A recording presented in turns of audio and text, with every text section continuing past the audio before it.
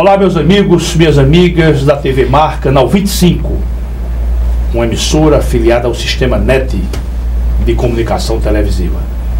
Estamos dando início a mais um Momento Jurídico, a mais um programa de entrevistas, onde eu procuro trazer pessoas que tenham relevância social para nos trazer informações que sejam realmente de interesse da coletividade. Hoje eu convidei, e ele aceitou o nosso convite, o Dr. Helestron Costa, magistrado das Alagoas, que veio para Alagoas emprestar o seu talento para a elevação do nosso tribunal. É com ele que nós vamos conversar sobre assuntos que dizem respeito à dinâmica da prestação jurisdicional. Vamos discutir a questão da morosidade, vamos discutir o que é que vem sendo feito, vamos discutir sobre os movimentos que devem ser empreendidos no sentido de afastar, ou pelo menos minorar, esse fenômeno tão desprestigiante para a justiça, que é o que se chama de morosidade na prestação jurisdicional.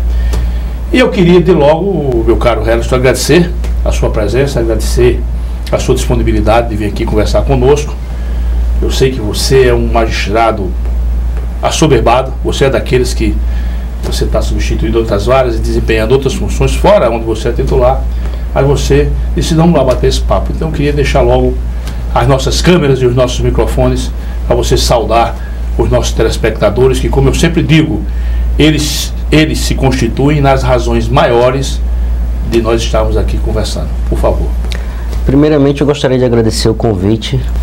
Para mim é uma honra e satisfação estar aqui com um amigo para falar sobre temas tão relevantes para a sociedade e para o judiciário. Saudar a todos e falar que eu estou disposto a sanar todas as dúvidas e trabalhar diante das provocações jurídicas e temáticas postas. Muito bem, maravilha, Helestron. Você não é daqui de Alagoas, né? Para criar logo essa informação para o nosso telespectador, você não é aqui da terrinha. Eu me refiro a Alagoas como a terrinha, minha terrinha, né? Você não é daqui, você é de onde, Helestron? A minha origem é um tanto quanto complexa, quase cosmopolita. Vamos ouvir essa complexidade. Porque, apesar de ter nascido em Minas Gerais, a família da minha mãe é toda de Minas Gerais, eu cresci na Bahia, me considero baiano, sempre vivi na Bahia, a vida toda. Retornei a Minas para cursar Direito, passei por uma empreitada na qual eu tive uma dúvida entre Direito e Medicina, inclusive tentei cursar os dois, mas diante da inviabilidade, eu acabei optando pelo Direito, que é realmente a minha paixão, sempre foi.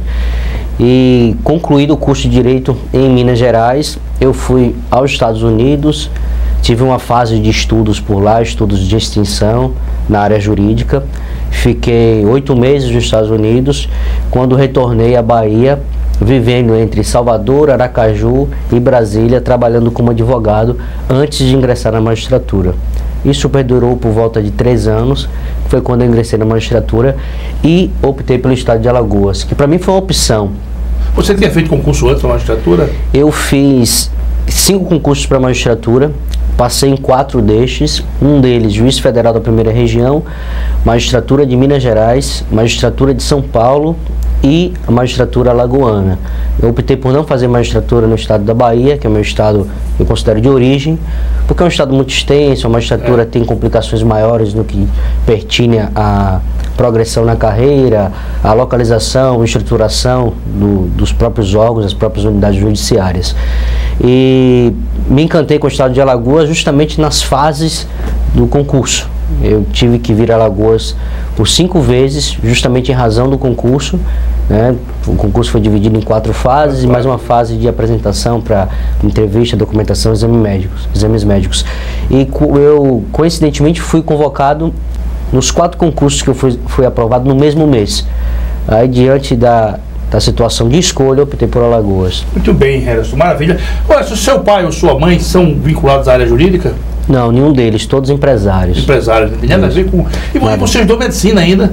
Eu cheguei a cursar poucos meses de medicina. Não é raro isso acontecer. Eu tenho alguns colegas que que se desencantaram, essa que é a expressão, com a medicina, e logo no início, e deixaram e seguiram outras carreiras e vitoriosas, diga-se de passagem. Me diga uma coisa, você é de Salvador, é Feira de Santana? Feira de Santana, minha cidade. Feira de Santana, né? Seus pais moram lá ainda hoje? Meus pais, na verdade, optaram por deixar o Brasil, em parte. Certo. E eles vivem entre Brasil e Estados Unidos. Eles moram numa cidade bem próxima a Boston, no estado de New Hampshire. Boston é o estado de Massachusetts, mas a cidade fica muito próxima a Boston. E eles vivem lá há quase 10 anos, entre idas e vindas. Optaram por ter uma melhor qualidade de vida, se desfizeram dos negócios e vivem por lá. Muito bem, muito bacana. Harrison, você não tem irmão, já sempre você não tem? Não tenho irmão. Você tem um irmão só? Tenho irmão, isso. Tá bom. Harrison, nós vamos iniciar já a nossa conversa aqui sobre o assunto, a temática que eu lhe formalizei o convite. E eu começo lhe dizendo o seguinte: Rui Barbosa, em 1921, ele foi convidado para ser paraninfo da turma da Universidade de São Paulo.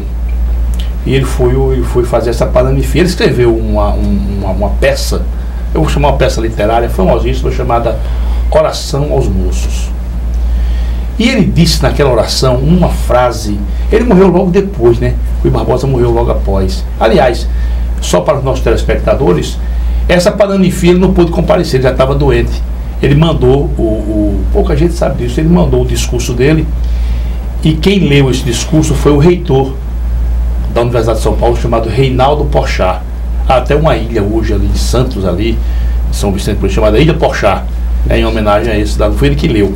Mas o que importa pra gente é o seguinte, é que ele nessa peça, ele dizia que justiça atrasada é injustiça qualificada e manifesta. Isso em 1921. A justiça tardia não é justiça, é uma injustiça qualificada e manifesta. Isso em 21. Como é que você vê, já naquela época, essa expressão do nosso grande Rui Barbosa, Harrison? Na verdade, essa expressão de Rui Barbosa, ela já retratava a justiça da época. A justiça sempre teve uma deficiência com relação à celeridade. A morosidade sempre foi um problema da justiça. Esse é um problema global, não é um problema só do estado de Alagoas, só do Brasil, é um problema global. Verdade. Como eu havia dito, eu tenho uma experiência jurídica nos Estados Unidos, lá também há deficiências com relação à celeridade. E é um conjunto de vários fatores. Na verdade, a morosidade judicial, ela não pode ser imputada a um único fator. Eu vi que há fatores externos e internos, né? Exatamente. Há fatores de natureza estrutural, puramente estrutural, por deficiência de estrutura física ou de pessoal no próprio órgão. Há fatores de caráter subjetivo, pessoal, obviamente, que há colegas que se interessam mais que os outros, como qualquer outra profissão, realmente. E principalmente hoje, na sistemática atual, há um volume muito grande de processo que torna inviável o julgamento de célere de todos eles. Eu sou um privilegiado na minha comarca de titularidade, que é o Juizado Especial de São Miguel dos Campos. Um juizado especial numa comarca de segunda instância. Dentre as unidades de segunda instância, é o juizado especial que tem o maior volume de processos. Mas eu tenho o privilégio de ter uma estrutura razoável e mais suficiente para atender as demandas que são propostas lá. No Juizado Especial de São Miguel dos Campos, nós conseguimos ter um tempo médio de sentença de 32 dias. Agora, eu substituo também na capital, trabalho mais nas varas da capital do que no Juizado Especial de São Miguel. Ou seja, eu dou um esforço muito maior aqui na capital do que no juizado em razão das necessidades. E mesmo assim eu não consigo ser célere. Só uma pausa aí, e não perca seu raciocínio. Eu falei contigo ao telefone e você não atendeu no primeiro momento, depois você me retornou. Você estava fazendo júri àquela hora? Júri ontem, 9 horas da noite. Estava fazendo júri? Isso. Aquilo é preciso o cara ter o que se chama de juventude, viu? Porque não é todo mundo. Eu já passei pelo tribunal do júri, eu era bem jovem na época, primeiro tribunal do júri da capital, passei aqui, e era pesado. Júri é pesado. Mas continue, por favor. Não, realmente, complementando sobre a questão do júri realmente, o júri você tem hora para entrar, mas não tem hora para sair. Exatamente. E fora o estresse, né? Exatamente. O júri sempre é estressante, você está de frente com o réu, com a família do réu, decide naquele momento se ele vai continuar preso, se ele vai... Um advogado, às vezes, indócil. Claro. Tem que também... Indócil no bom sentido, né? Claro. Tem que tentar conciliar os ânimos entre Ministério Público e Defesa, isso não é raro nas sessões do júri. Mas, voltando à questão da morosidade da justiça, o judiciário tem essa preocupação com a criação, a adoção de métodos necessários a se evitar a morosidade. O CNJ tem várias metas e várias orientações no sentido de evitar a morosidade, de sanar a morosidade ou pelo menos mitigar essa morosidade. A Justiça tem utilizado ferramentas tecnológicas para tentar sanar essas carências. Então hoje nós temos alguns instrumentos que não eram disponíveis há 10 anos atrás, que têm ajudado nesse sentido. Mas obviamente que nunca vai suprir, porque a carência de juiz é evidente. Eu vou querer aprofundar com você essa temática. Mas para a gente ir seguindo eu vou querer aprofundar com você, pelo menos 2 temas que você falou aí. Mas primeiro eu quero lhe provocar no seguinte sentido: as causas que determinam a lentidão na prestação jurisdicional, né, para os nossos telespectadores, quando a gente chama prestação jurisdicional, é a definição da demanda. Aí você está pedindo, você ingressa com uma pretensão, por exemplo, despejo.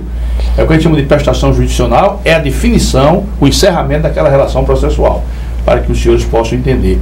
Mas eu lhe pergunto, meu caro Harrison, os motivos que determinam, veja bem a pergunta, os motivos que determinam a lentidão da prestação jurisdicional, por exemplo, na França, nos Estados Unidos, são os mesmos motivos que afetam a lentidão, que determinam a lentidão aqui no nosso sistema?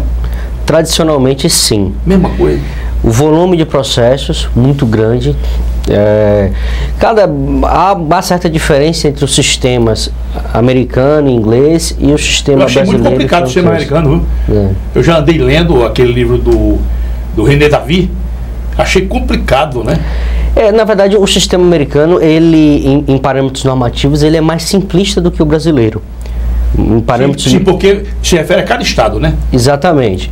A grande dificuldade é essa: há sistemas normativos complexos, estruturados e com bases sólidas em cada estado. Tanto é que lá é muito mais incomum que um advogado exerça a advocacia em mais de um estado. Lá se faz o exame para Bar Association, seria a representação americana para o que nós temos aqui como OAB.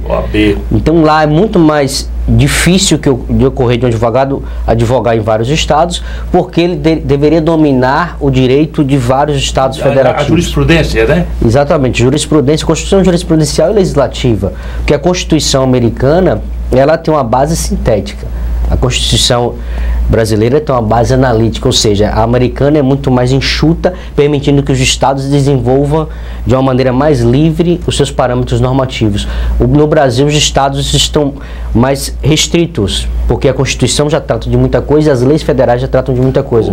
Estão mais uniformes. Só para esclarecer essas curiosidades, eu acho isso uma coisa muito interessante e os nossos telespectadores acompanham isso de perto. Eu há uns anos atrás, eu li uma obra do Vicente Hall, chamado O Direito e a Vida dos Direitos. Eu acho um clássico, né? Eu acho um clássico. Inclusive um amigo nosso, uma filha dele formou-se em Direito e eu não relutei em adquirir um exemplar e ofertar ela como uma lembrança de conclusão do curso. O Direito e a Vida dos Direitos, de Vicente Hall. Esse livro foi lançado, a primeira edição dele, eu acho que é em 55 ou 56, 1955 ou 56. E ele diz que naquela época a base jurisprudencial dos Estados Unidos já ia em 21 mil volumes. Exatamente. Talvez daí a dificuldade do advogado, né? Porque a construção jurídica americana é baseada em precedentes judiciais. Lá uma demanda pode ser recepcionada pelo magistrado ou não, com a simples citação de um precedente da Corte Suprema. E esse precedente pode datar do século XIX. Então, lá há uma estabilidade de entendimento de Constituição normativa muito maior do que aqui. Aqui nós sofremos uma mutação constitucional muito maior do que se sofre nos Estados Unidos. E lá, justamente por ser um sistema de common law, com bases de common law, a jurisprudência tem uma importância muito relevante. É justamente nesse plano que se caminha lá no sistema normativo americano. Estados Unidos, né? Isso. Mas me diga uma coisa para a gente ir evoluindo aqui nossa conversa, para que isso reste esclarecido para os nossos telespectadores. O que vem a ser, eu anotei aqui exatamente, o que vem a ser essa busca para um trâmite processual mais rápido? O que é isso em miúdos, tocando em miúdos? A gente quer um trâmite mais rápido, nós queremos uma dinâmica processual mais rápida. O que vem a ser isso, na realidade? Na verdade, esse é um clamor social. Você percebeu a pergunta? Claro, percebi. Esse é um clamor social. Eu escrevi um artigo na época no meu curso de formação aqui, como magistrado do Estado de Alagoas, que o título do artigo era a ética, moralidade e celeridade como fator determinante da satisfação da experiência jurisdicional. Ou seja, prestação jurisdicional sem moralidade, ética e celeridade não satisfaz ao jurisdicionado, não satisfaz aos anseios do povo, de quem busca socorro ao judiciário. A própria sociedade não quer isso. A sociedade não quer, de forma alguma. E eu acredito que o Poder Judiciário está evoluindo nesse sentido. Hoje tem mais transparência. A sua experiência no Judiciário é infinitamente superior à minha. Você é testemunha dessa evolução. Em termos de transparência. Nós estávamos falando há pouco, no tópico anterior, só vou fazer um paralelo, sobre o sistema americano. Nos Estados Unidos, o juiz não é obrigado a fundamentar suas decisões como nós somos obrigados a fundamentar aqui. Ele pode rejeitar de plano a propositura de uma ação.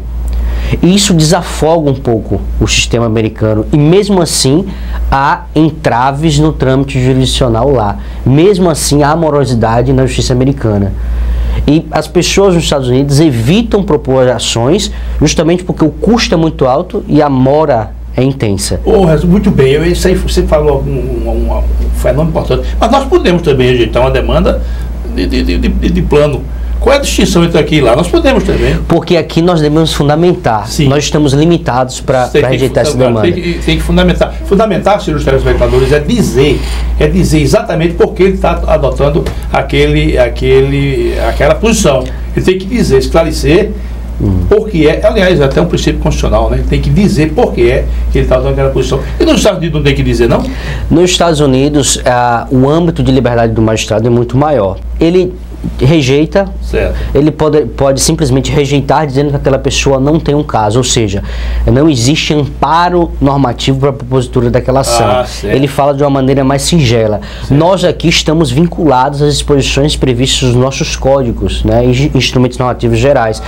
Exemplo, para rejeitarmos de plano uma petição inicial, ela não pode atender os requisitos do artigo 282 do CPC, ou nós devemos identificar uma das causas previstas no artigo 267 do atual Código de Processo Civil, que está no fase final. Emendar. Exatamente. Tem que mandar emendar, como mandar corrigir, né? Exatamente. Então lá você tem uma liberdade maior. Maior, né? Maior. Mas lá também existem os mesmos problemas que aqui. Há uma preocupação intensa no Poder Judiciário americano a respeito do crescimento da população carcerária. Aqui nós desconfiamos. Eu acho isso interessante. Aqui nós desconfiamos que a pessoa não tem o direito. A gente lê e a priori, até pela ausência de documentação ou de elementos de informação, a gente desconfia. Mas a gente tem que pelo menos dar uma sequenciazinha para ouvir outra parte e tal. A gente não pode encerrar aquilo ali. Exatamente. Temos que dar seguimento ao processo para que as partes possam produzir todas as provas referentes. Você acha que isso aqui daria certo, Relestão? Na verdade, não é admitido pelo nosso sistema constitucional. Sim, mas você acha que seria uma bela saída para a gente? Para desafogar o judiciário, sim. Você acha que nós temos bons juízes para isso? É, na verdade, difícil avaliar. Eu acredito que é uma sistemática que, se aplicada aqui, se nossa Constituição permitisse, que não permite, nós não temos como retroceder, desafogaria o judiciário, mas eu não acho que essa sistemática americana seja correta. Também não sei se é equivocada. Na verdade, o juiz não ter que fundamentar facilita o trabalho do juiz e torna a atividade jurisdicional mais séria. Mas eu reconheço que, obviamente, traz uma insegurança maior. Deixa eu te falar um negócio. Quando veio para o nosso sistema normativo, vamos tratar desse assunto mais adiante, a antecipação de tutela, isso em 94, o Reis Fred, ele escreveu um artigo onde ele dizia assim, que é um mecanismo muito bom, muito importante para a jurisdição, relevantíssimo, mas é preciso que nós tenhamos juízes responsáveis. Repare bem, ele dizia que aquele instrumento, né, da antecipação de tutela era um perigo em face de um juiz que não tivesse responsabilidade. Aí, trazendo aquela apreciação do Reis Fred, você não acha que também essa possibilidade do indivíduo, de logo, ele liquidar, afastar aquela pretensão, você não acha que também exige uma magistratura altamente responsável? Não, sem dúvida. A magistratura tem que ser responsável em qualquer aspecto, seja em um sistema processual mais célere, seja num sistema processual mais moroso, com regras claro, mais restritas ou mais amplas. Sem dúvida. Isso sem dúvida. Eu na verdade não tinha nem ingressado na faculdade de Direito ainda quando se implantou aqui a sistemática da antecipação de tutela, mas eu tive que fazer digressões no meu estudo, especialmente durante meu período de preparação para o concurso público. E eu vi que a insegurança na nossa sociedade jurídica era muito grande com a implantação do sistema de antecipação de tutela. Havia um clamor da comunidade jurídica para isso, mas ao mesmo tempo havia muita insegurança. Eu lembro que um dos defensores era o processualista Luiz Guilherme Marinoni, grande processualista. Exato, continua sendo um dos grandes defensores da tutela antecipada. E aliás, o Marinoni foi quem trouxe, né, da Itália. Exatamente. Nosso instituto tem a base toda fundamentada no direito italiano. Eu, particularmente, sou um juiz que não se utiliza de muitas reservas para antecipar a tutela, justamente em razão dessa moralidade do nosso sistema. Como o nosso sistema processual é muito complexo, a sistemática recursal é muito extensa, acaba que o juiz que não antecipa a tutela, hoje, ele não consegue fazer justiça. A demora é tão grande, 5, 10 anos no trâmite de um processo. Às vezes, quando se tem a construção do objeto da lide, né, a formação da coisa transitada em julgada, ou seja, para o público entender bem, ou seja, quando o juiz decide se o autor tem direito ou não, já se passou tanto tempo que aquele direito já não é mais tão interessante. Às vezes perdeu o objeto. Então a antecipação de tutela, apesar de ter um viés de insegurança, ela é extremamente necessária nessa sistemática atual. Eu concordo com você, assino embaixo e nesse aspecto nós nos harmonizamos. Eu também penso que o juiz tem que antecipar a tutela. E agora já aproveito, talvez mais adiante a gente vá aprofundar esse assunto, e o julgamento antecipado da lide, que é um instituto belíssimo, um instituto de altíssima relevância e pouco utilizado aqui no nosso país, pelo menos aqui na nossa terrinha. Eu observo pouco a questão do julgamento antecipado. Eu lhe confesso, eu acho interessante, eu gosto de julgar antecipadamente a lide. Formou-se a relação processual, eu li as ponderações do autor, li as ponderações do réu. Se me surgir ali uma luz, um leque de convencimento, eu vou julgar antecipadamente. O que é que você acha disso? Vai parecer que nós combinamos aqui, mas eu sou um grande... Você gosta de antecipar a tutela, gosta de julgar também. Gosto de julgar antecipadamente. Na verdade, eu faço uma análise considerada por alguns colegas um pouco atípica, quando eu tenho o primeiro contato com o processo. Eu faço uma análise profunda da inicial dos documentos que acompanham. Eu já delimito todo o objeto da lide, e eu preparo o processo sempre para o julgamento antecipado. Eu só instruo aquele processo se realmente for impossível decidir antecipadamente a lide. Se você não tiver o conforto necessário. Né? Exatamente. Tanto que as minhas decisões de antecipação de tutela têm a extensão de sentenças. Os colegas que já viram as minhas decisões já perceberam isso, porque eu esgoto tudo que me veio à mente na minha decisão de antecipação de tutela, até mesmo para direcionar a parte demandada, o réu, a pensar, a questionar determinados elementos que eu já irei enfrentar na sentença. Inclusive, essa orientação foi adotada no novo Código de Processo Civil, que começa, né, a vigorar no dia 18 deste mês. Agora. Então o juiz tem que antecipar os argumentos que serão utilizados para as partes, para oportunizá-las o debate a respeito daquele tema, para depois decidir com base no tema indicado.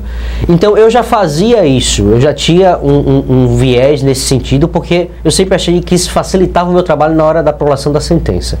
Eu já tinha mais segurança, eu tinha uma construção argumentativa muito maior para sentenciar. E facilitava. Na decisão de antecipação de tutela, a sentença estava quase toda pronta. Eu apenas adaptava de acordo com as argumentações das partes. Obviamente que me fizeram mudar o convencimento, ou ampliaram ou restringiram um convencimento anterior. É bem por aí, meu caro Harrison. Nós vamos já nos aproximando para fazer o primeiro intervalo, você vê, né?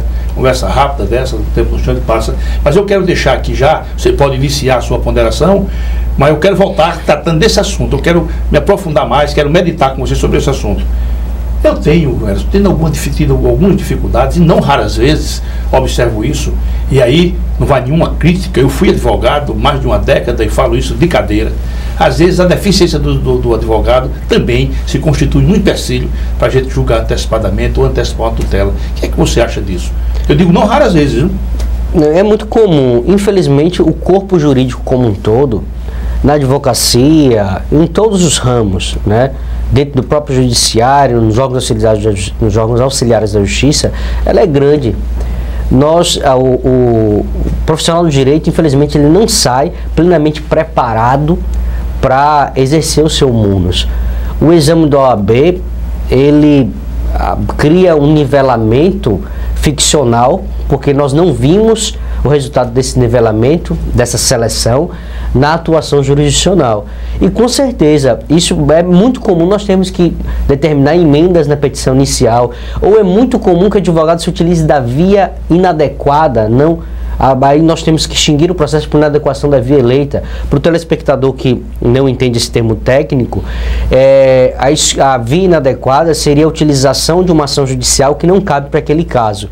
Porque em determinados tipos de demanda o advogado deve propor uma ação judicial específica, já prevista no código para tal. E isso às vezes é ignorado por falta de conhecimento ou displicência, e isso causa entrave, causa realmente um retrocesso processual, uma paralisação processual.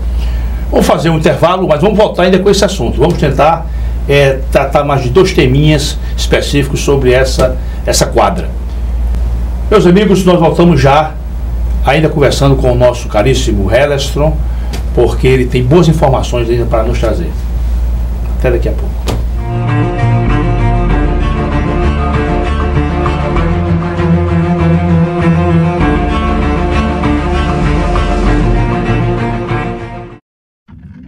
A CL Investimentos é uma empresa que trabalha com imóveis próprios. Quando precisar locar ou comprar um imóvel, procure a CL Investimentos. Aqui só locamos e vendemos imóveis próprios. Por isso damos garantia de um investimento seguro. ACL Investimentos, Rua Durval Guimarães, Edifício Leonardo da Vinci, Ponta Verde. Fone 3327-3911. Alagoas Cursos, saiu o edital. INSS 950 vagas.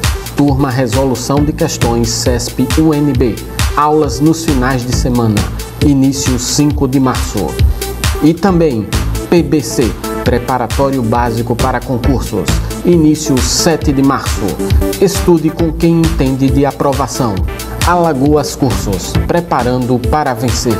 Quando o assunto é o seu carro, além de escolher a marca líder, escolha também a concessionária que faz mais por você. Por isso, a Blumari oferece o melhor atendimento em serviços, peças e acessórios. E ainda tem as melhores negociações, sendo totalmente certificada pelos padrões Fiat de qualidade e líder de mercado em seu segmento.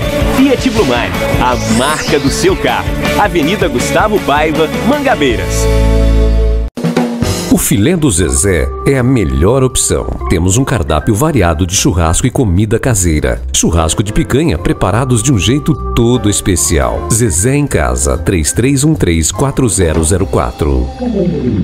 Antes de curtir o verão, passe no O Borrachão e aproveite estas ofertas. Caixa térmica Mor 34 litros, apenas R$ 79,90 à vista. Churrasqueira elétrica Fischer por R$ 109,90. Tenda 3x3 por apenas R$ 149,90 à vista. E que tal equipar o seu carro para o carnaval? Caixa de som 12 polegadas, R$ 740 em 12 vezes nos cartões. É verão e as ofertas estão aqui no O Borrachão. O Borrachão, o Nordeste compra aqui.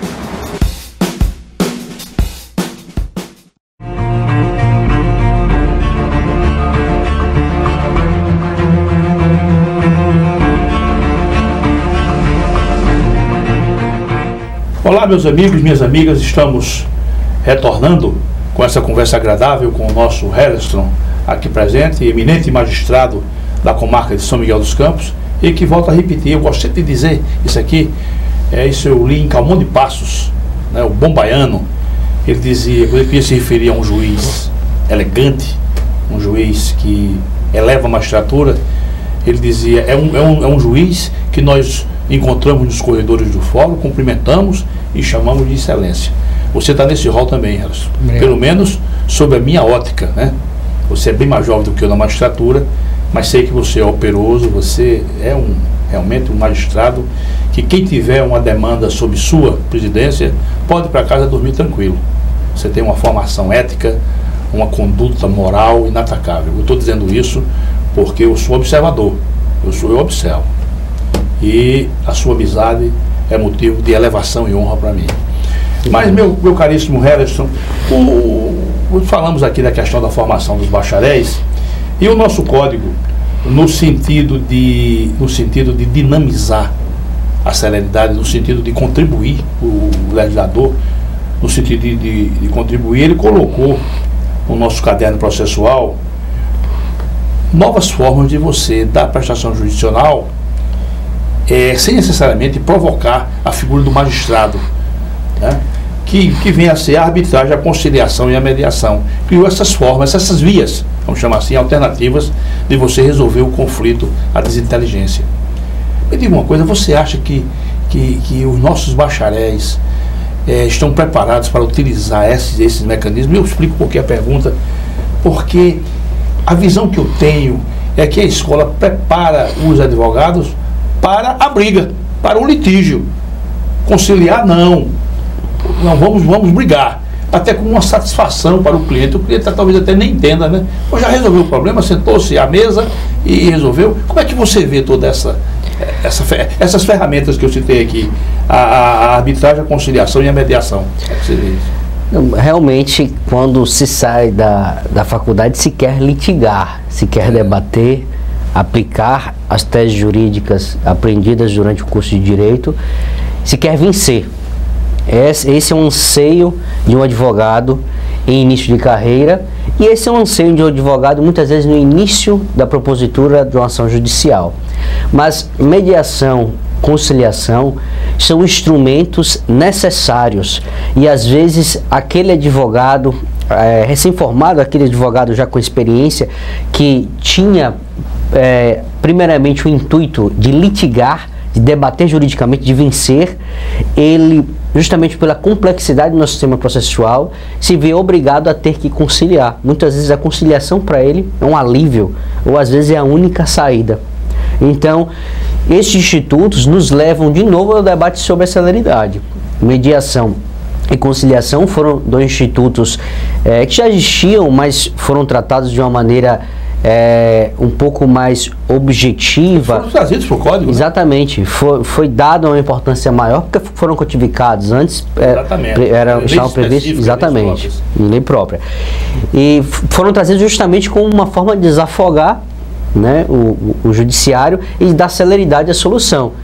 Na conciliação mesmo, só para o público entender a diferença entre um e outro, na conciliação as partes sentam diante do conciliador, que, analisando a demanda de um e a contraproposta do outro, o conciliador pode oferecer uma proposta, ou seja, as partes pensam e acorda a respeito de uma terceira proposta. Vai orientando. Exatamente. Então o conciliador ele apresenta essa terceira proposta e para tentar dar a solução à lide. Geralmente a conciliação é utilizada naqueles casos em que as partes não tinham pré-relacionamento e tem como único link aquela relação judicial posta a juízo. A mediação é diferente porque na mediação o mediador, ele trabalha como um link entre as duas partes que já tem uma relação anterior, e o mediador ele não dá uma solução para o problema posto. O mediador, na verdade, ele orienta as partes para que elas, em comum acordo, cheguem a uma solução por elas mesmas. São instrumentos que evitam o fluxo processual, evita a instrução, evita muitas vezes o que nós chamamos de streptus judicis, que é a vergonha, a inconveniência de estar ali em juízo. Desafoga o judiciário. Exatamente. Então são instrumentos, obviamente, que só trazem resultados positivos para o judiciário, juntamente com outras ferramentas que estão sendo adotadas. Agora, Harrison, diga-me uma coisa. Agora, você não acha que para esses instrumentos tão importantes serem dinamizados, você não acha que já na faculdade, o futuro advogado, né, ele não tem que ser trabalhado de forma, eu diria, até veemente, incisiva, para que acreditem nessas ferramentas? Não, acreditem e valorizem, né? Não, de fato, pela evolução do nosso sistema jurídico, tornou-se necessária a criação de uma disciplina de conciliação e mediação. Eu dei um tempo agora, estou parado há um ano sem dar aula. Porque na faculdade não existia essa cadeira, né? Não existia. Na grade curricular. Não, minha faculdade eu iniciei em 2000, terminei em 2005 e eu só tive as cadeiras básicas de direito. Eu digo, mas hoje na faculdade você acha que tem isso? Já tem na grade curricular? Hoje eu desconheço. Hoje tem seminários, cursos específicos. Na grade curricular, acredito que não. Seria, por exemplo, talvez uma cadeira com o nome de meios alternativos de solucionar conflitos? Seria uma possibilidade. Não é verdade? Me diga uma coisa, eu ia te perguntar isso aqui e a gente avançou um pouquinho, vamos retornar. Você acha, Harrison? Eu vou dizer por que essa pergunta e queremos ouvir, eu e os telespectadores, a sua opinião. Eu conversei com o professor Beclaut e conversei depois com o professor Márcio Rocha e conversei também com o nosso colega Gustavo Souza Lima, isso em entrevistas. Eu conversei com eles três e todos eles foram unânimes. Isso para mim é uma coisa desalentadora. Eu confesso a você, eu saí a pensar, sabe? A pensar, meditar, aonde é que nós estamos. Todos eles disseram que o novo CPC, que já vai começar a vigorar agora, né? Já estamos às portas. Na próxima semana. Da sua eficiência, na próxima semana, que o novo CPC só vai adquirir uma certa estabilidade entre 5 e 10 anos. Quer dizer, agora você bota para frente mais 5 anos ou 10 para que ele venha adquirir estabilidade. Como é que você vê isso, Harrison? Não, isso na verdade é natural de qualquer grande alteração legislativa, especialmente uma alteração legislativa de natureza processual.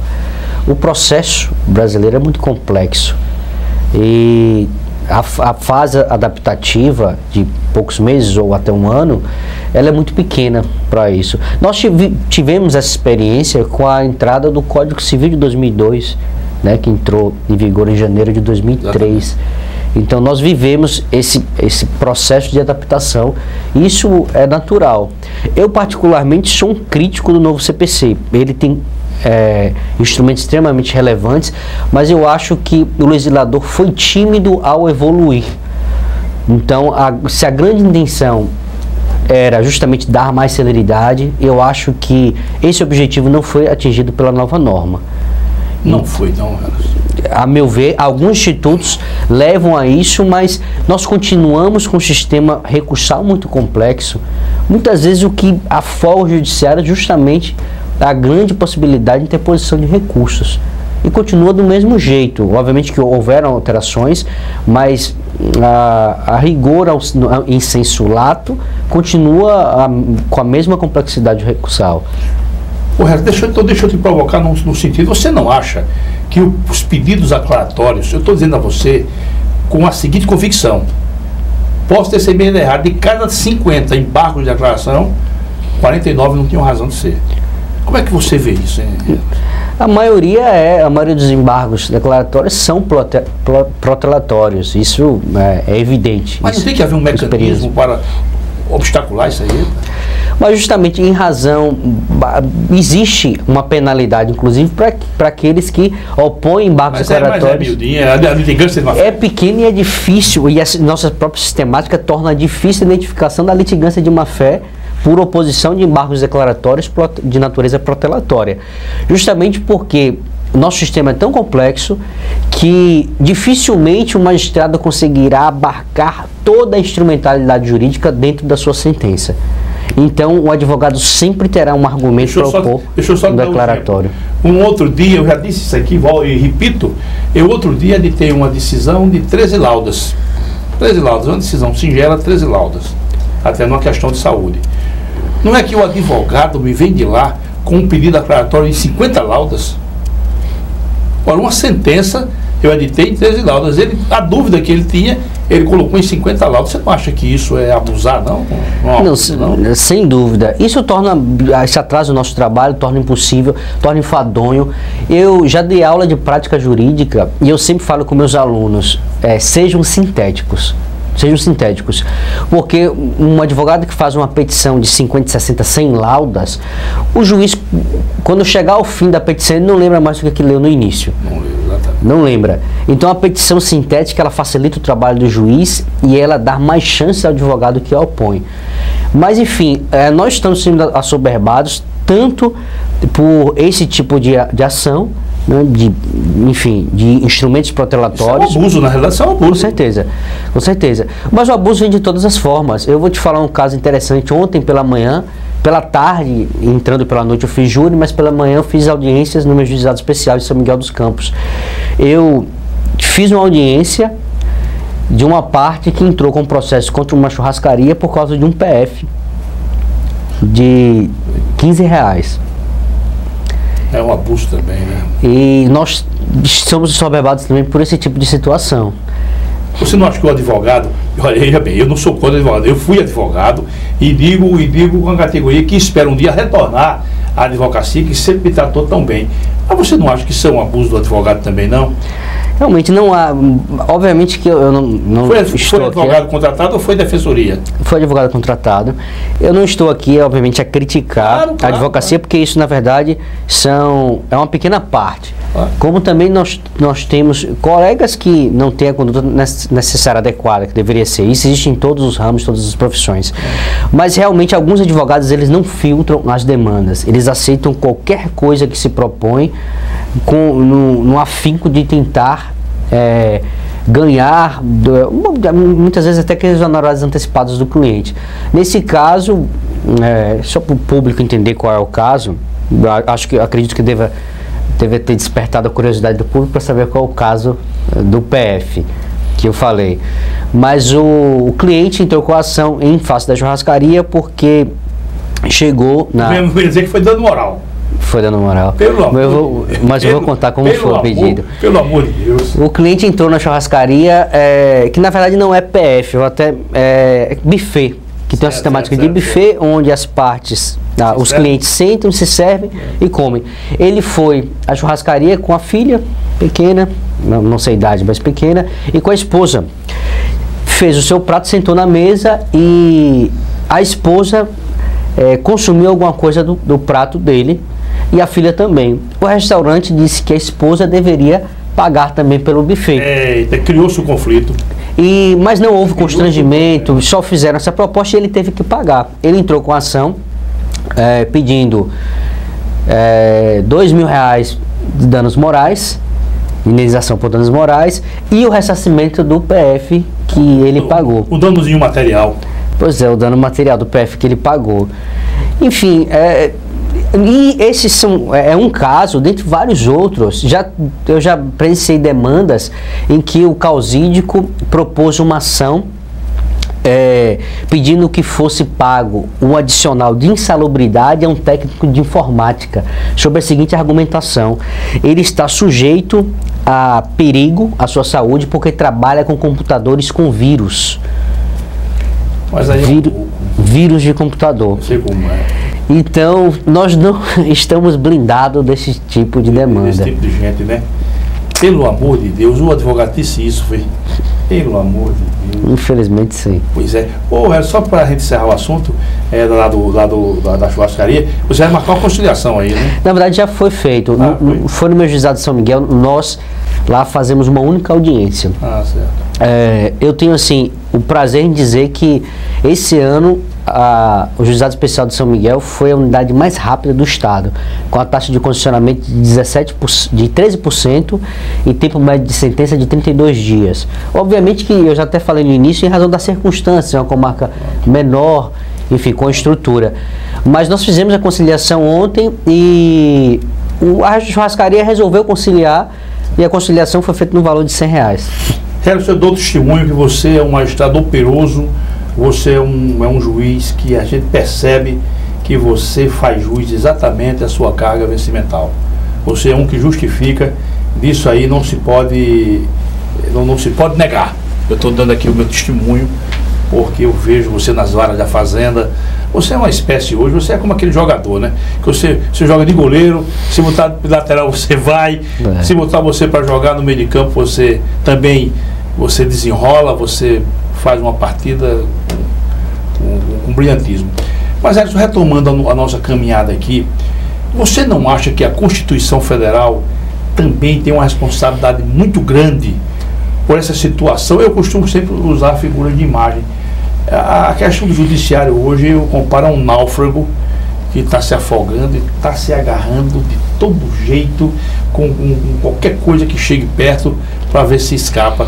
Você não acha que a Constituição Federal, ela dando uma gama enorme de direitos e de possibilidades, de pretensões, por um lado, o número incrível, vou chamar incrível, de faculdades de direito pelo Brasil.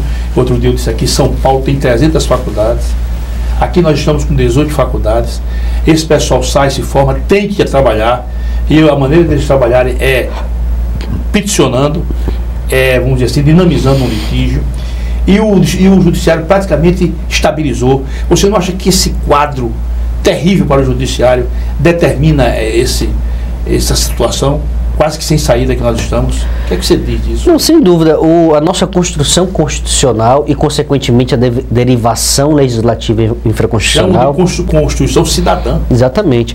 Ela é altamente garantista. Eu vou dar um exemplo clássico disso, as demandas de saúde. Eu me vejo nesse imbróglio com as demandas de saúde desde o início de 2011. É uma coisa que me preocupa muito. A Constituição Federal garante no artigo 98 o direito à saúde a todos, indistintamente. Diz até que é um dever do Estado. Exatamente, dever do Estado, direito de todos e dever do Estado, é isso que se diz. E qualquer pessoa pode legalmente propor uma ação judicial buscando a satisfação do direito de saúde, justamente em razão de que o nosso sistema único de saúde ele é deficitário. Para você ter uma ideia, Jerônimo, o Poder Judiciário em Alagoas esgota toda a verba do Estado para a saúde em menos de 3 meses. Em menos de 3 meses, o Judiciário já bloqueou todo o dinheiro destinado à saúde do Estado. Então, a saúde hoje ela foi judicializada. Isso nós verificamos também em outras áreas. O Judiciário é como um saque, né? Estão dando um saque, né? Atendimento ao consumidor. Exatamente. Praticamente, continue, por favor. Mas isso, já que você tocou na questão da relação de consumo, hoje qualquer coisa pode ser judicializada. O acesso à justiça, obviamente, foi uma evolução relevante da Constituição Federal, mas hoje o acesso à justiça saiu do controle das instituições públicas. Hoje a quantidade de demanda, a complexidade da natureza das demandas, ela na verdade não pode mais ser comportada pela nossa estrutura jurisdicional. Pois é. Isso é preocupante, isso é muito preocupante. E ao mesmo tempo é delicado falarmos em restrição de direitos, em delimitação do direito à saúde.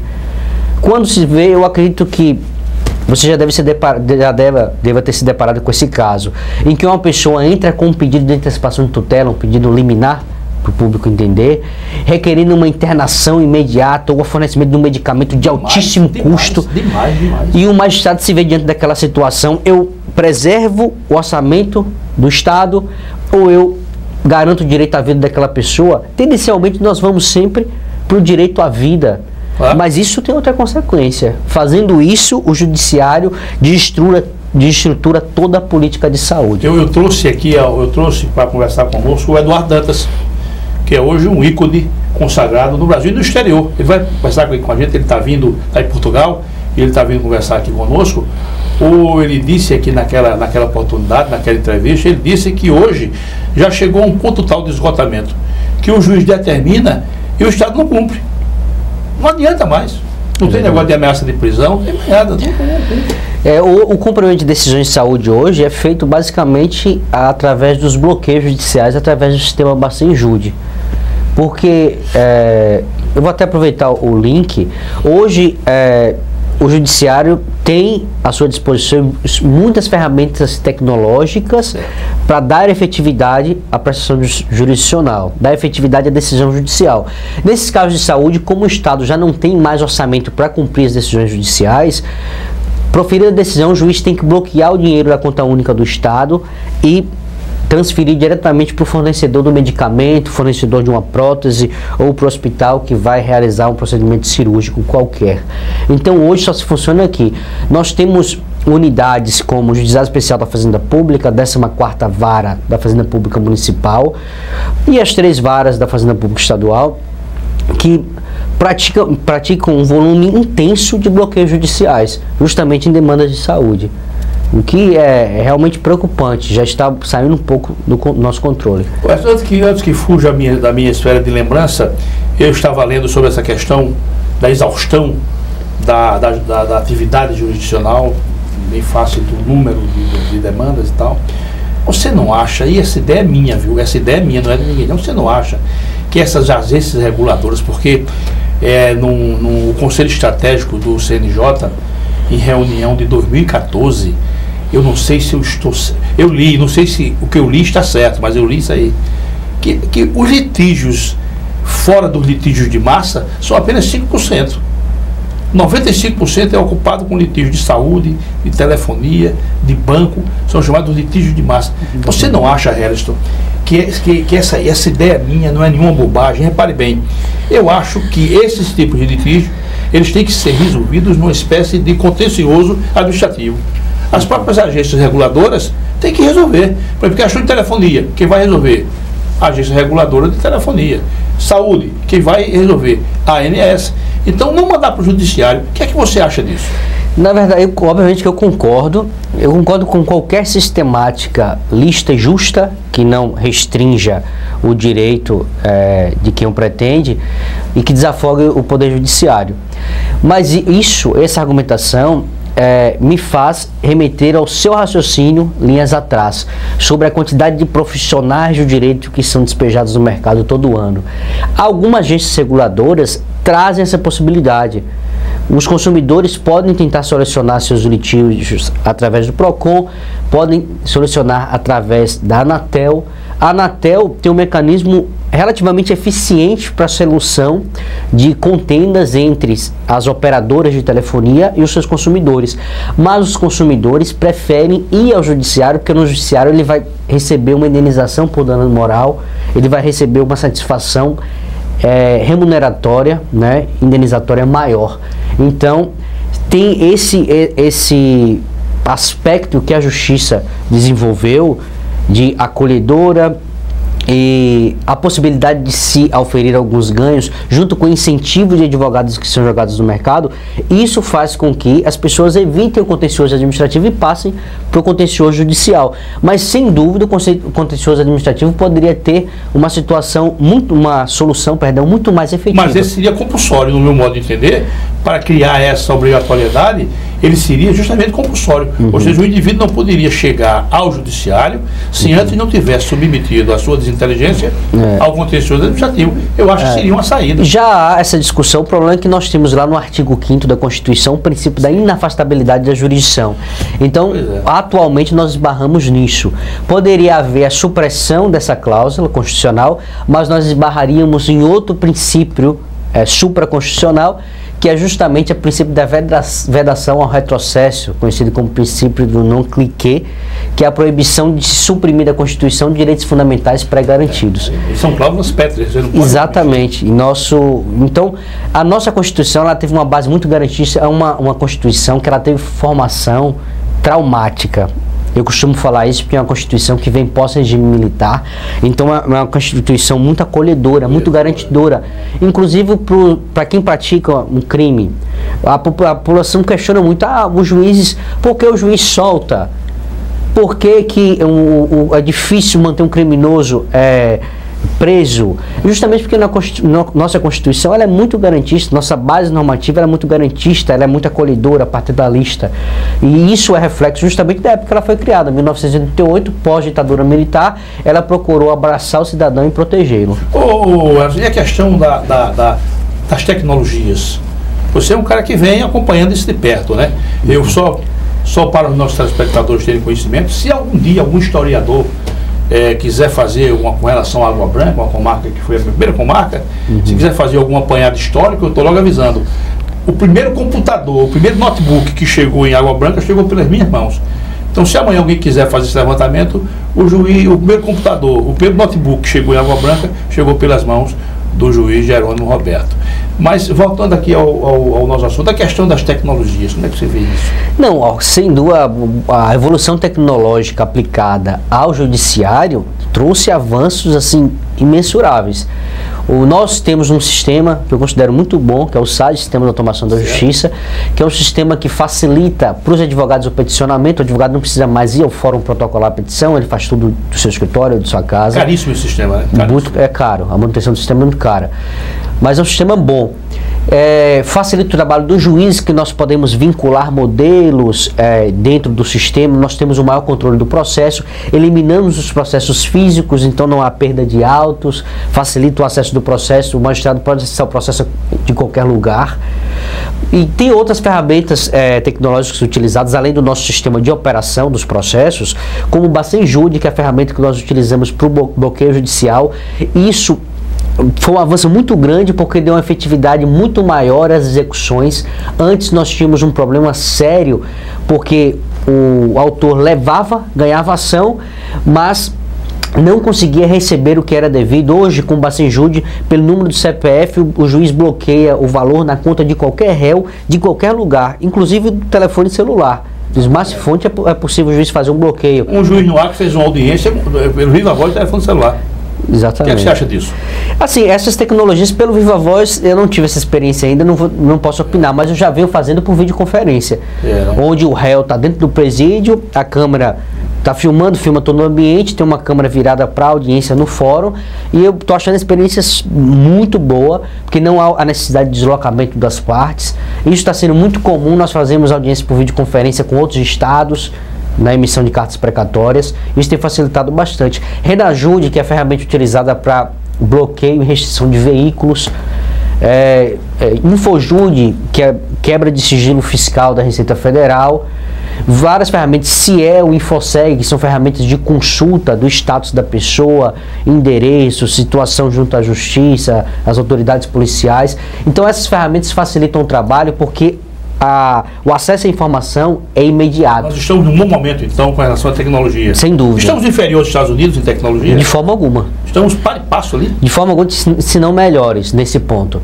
O avanço tecnológico dentro do judiciário no Brasil é modelo mundial. Né? Com certeza. Muito bom. Estamos concluindo, lamentavelmente, o nosso programa. Você vai vir aqui mais vezes, mas eu queria que você, em breve síntese, você mandasse para os nossos telespectadores uma palavra de alento. Nós vamos melhorar? Não, sem dúvida. Eu acho que os novos eventos sociopolíticos indicam que o Brasil está evoluindo para uma melhora institucional, uma melhora de convivência social. E isso é um trabalho que deve ser feito em conjunto. População, instituições, órgãos públicos responsáveis pela segurança, órgãos jurídicos, auxiliares da justiça, todos em conjunto. Eu tenho grande esperança no Brasil. Eu coloquei todos os meus votos de confiança no Brasil. Eu acho que nossa tendência é evoluir para um país mais sério, mais digno, mais sério no que tange ao atendimento das demandas da sociedade. Maravilha, meu caro Harrison, muito obrigado pela sua presença. Você honrou e abrilhantou o nosso programa. Meus caríssimos telespectadores, até a próxima, se Deus quiser, e muito obrigado pela honrosa audiência.